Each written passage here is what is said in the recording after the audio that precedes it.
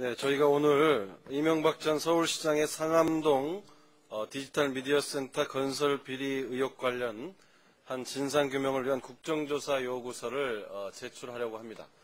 이와 관련한 설명은 우리 행자위의 최규식 의원님께서 해주시겠습니다.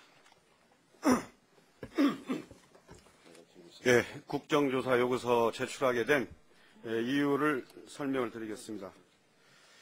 5,500억 외자 유치와 독일 대학 및 독일 기업 유치를 전제로 서울시가 싼값에 공급한 상암동 땅에 외자가 아닌 명동 사채를 끌어와 오피스텔을 짓고 내국인에게 오피스텔을 분양하여 6천억 원의 분양 수입을 올리게 된 상암동 DMC 건설 비리 의혹의 진상을 밝혀서 국민에게 알려야 합니다. 변변한 사무실 한 칸 없던 업체가 불과 3년 만에 6천억 원을 벌어들일 수 있게 된 것은 사업자 선정 과정에서부터 오피스텔 분양에 이르기까지 전 과정에서 상식적으로 납득할 수 없는 수많은 특혜와 편법이 일어났기 때문이며, 이는 실무자 손에서 진행될 수 없는 사항들로 서울시 고위층의 비호와 압력 없이는 이루어질 수 없는 성격의 것들입니다. 이 의혹 사건을 간단히 들여다보면, 첫째, 외국 기업에게만 공급하도록 한 외국 기업 용지를 파산 직전에 부동산 업체에게 헐값 매각했습니다. 초등학생도 알 수 있는 사업 계획을 한 통의 확인 전화, 한 장의 투자 확약서 제출도 요구하지 않고 통과시켰습니다. MBC 문화방송만저 이 DMC에 들어서게 되는 과정에서 수차례 사업계획서가 반려되고 탈락시켰던 서울시가 이 업체만은 무사히 통과를 시켰습니다. 둘째, 학교를 세울 수도 없는 땅에 학교를 세우겠다는 업체의 사업계획에 대해 실무진이 불가하다는 의견을 제시했지만 이마저 건축 허가가 났습니다. 셋째, 업체는 매각대금도 외자로 한 것이 아니라 국내은행의 대출로 해결하였습니다. 서울시가 땅을 담보로 쓰도록 해주었기에 가능했습니다. 외자 유치 계획이 거짓이었음을 알면서도 계약을 해지하지 않았습니다. 넷째, 오피스텔을 짓는 것을 반대하는 서울시 실무진의 의견이 무시되고 오피스텔 건축 허가를 내주었습니다. 다섯째, 반드시 50% 이상을 외국 기업이 사용해야 한다는 지구단위 계획, 즉 법적 사항까지 어겨 오피스텔 일반 분양 허가가 이루어졌습니다.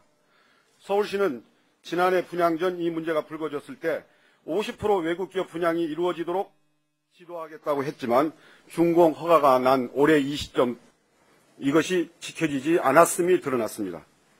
여섯째, 이 같은 사항들이 실행되지 않으면은 사실상 계약이 해지돼야 하고, 계약이 해지됐을 경우 오피스텔 분양자 1000여 명은 길바닥에 나앉을 수밖에 없습니다. 이 같은 의혹들에 대해서 그동안 감사원 감사와 검찰과 검찰의 수사를 요구했지만은 이루어지지 않았습니다. 이에 따라서 국정조사를 요구하는 바입니다. 한 가지 그 실례로 이 시행사, 이 분양업체가 분양을 하면서 이 원래 사업계획서 상에는 이 두 동이, 32층 이 두 동이 전부 외국 기업 사무실이 들어서게 되어 있는 것입니다. 그런데 이미 50% 이상 여기가 오피스텔로 분양이 됐고, 이것은 전체 면적의 50% 이상입니다. 이미 50% 이상을 일반 오피스텔로 분양을 해버렸습니다. 그러다 보니까 나머지 이것으로 이 한 동에만이라도 외국 기업 사무실로 내주겠다고, 그 50%, 이마저 50%는 안 되지만은 내주겠다고 하는데 외국 기업이 들어오지는 않으니까 비어있는 상태입니다. 그러니까 50%를 맞추기 위해서 외국 기업이 앞으로 외국 기업에게 내주겠다고 그냥 비워놓고 있는 것입니다. 계약이 이루어지지 않은 채. 그 다음에 더 정말 우스운 것은 여기에 이미 일반 분양된 오피스텔에 대해서 이 원 분양자들한테 를 받고 있냐면은 50%를 맞추기 위해서 앞으로 이 원 분양자들이 임대할 적에 외국 기업에게 임대해주겠다. 그렇게라도 해서 50%를 지금 맞추려고 이런 그런 편법을 지금 쓰고 있습니다. 하나 썼죠. 현재는 없습니다. 그래서 지금 이와 관련해서 본 의원이 이명박 당시 서울시장이었던 이명박 후보를 비롯한 관련자 13명에 대해서 증인 신청을 했습니다. 그래서 행자위에서 그동안 한나라당이 의사일정을 거부해가지고 이 증인 채택건이 다뤄지지 않았습니다만은 내일 정상화가 되면은 국정감사 첫날 이 이명박 전 시장을 비롯한 관련자 13인에 대한 증인 채택건이 다뤄지게 되어 있습니다. 네, 감사합니다.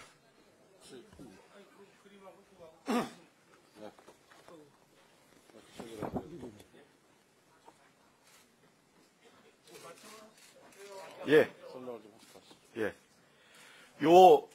이 두 동이 지금 32층짜리인데 전부 일반 오피스텔로 분양되어 있습니다. 그런데 지구 단위 계획에 의하면은 이 전체의 50% 이상은 외국 기업에게 분양을 하도록 되어 있습니다. 그런데 이미 50%가 훨씬 넘는 면적이 일반 오피스텔로 분양이 돼버렸습니다.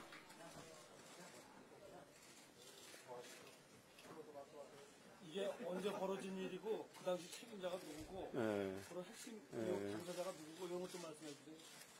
이게 사업계획서가 제출돼서 사업자가 선정된 것은 이명박 후보가 서울시장으로 있었던 2002년부터 2004년 그 사이에 일어난 일들입니다.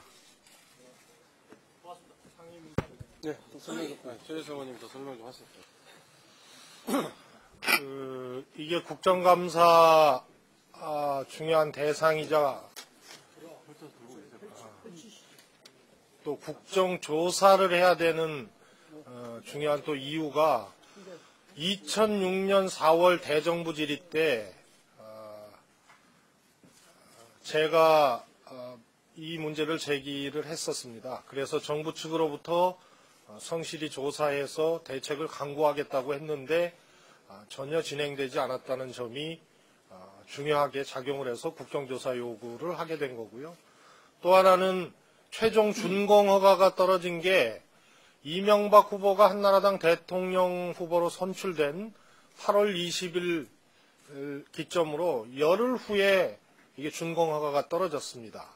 오세훈 서울시장께서 어떤 고민을 하셨는지는 모르지만 후보되기 전까지 질질 끌다가 후보되고 열흘 후에 돼서 준공허가가 떨어졌는데요. 그러면 작년 2006년 4월에 최초 문제 제기를 했고 많은 언론에서 보도를 했는데 정부에서 아무 대책을 내놓지 않고 있다가 준공까지 해버려서 돌이킬 수 없는 일로 만들었습니다.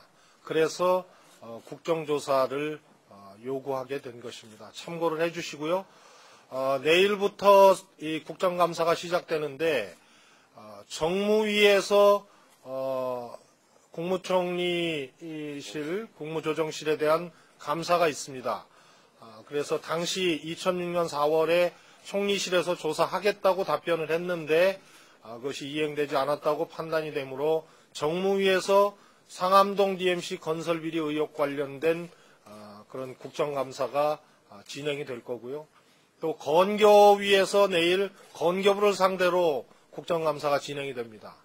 그런데 이것은 20만 제곱미터 미만의 택지 개발은 순전히 자치단체의 권한입니다.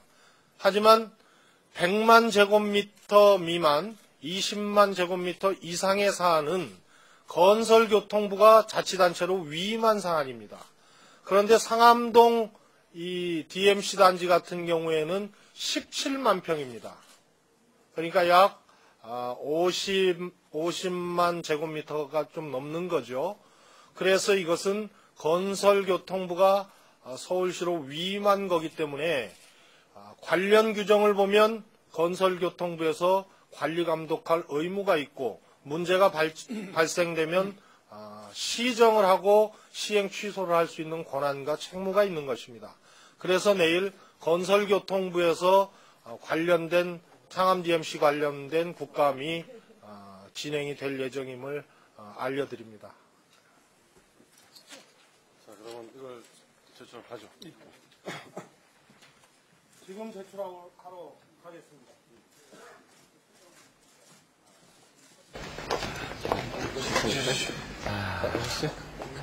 홍 의원님 이쪽이시 이명박 전 서울시장 시절에 시행된 상암동 디지털 미디어 센터 건설 특혜 의혹과 관련해서 수차례 문제가 제기되고 이미 6천억 이상의 특혜 의혹이 제기됐음에도 불구하고 감사도 이루어지지 있지 않고 검찰 수사도 진행되고 있지 않아서 저희 대통령 민주신당에서 이와 관련한 국정조사 요구서를 제출하는 것입니다.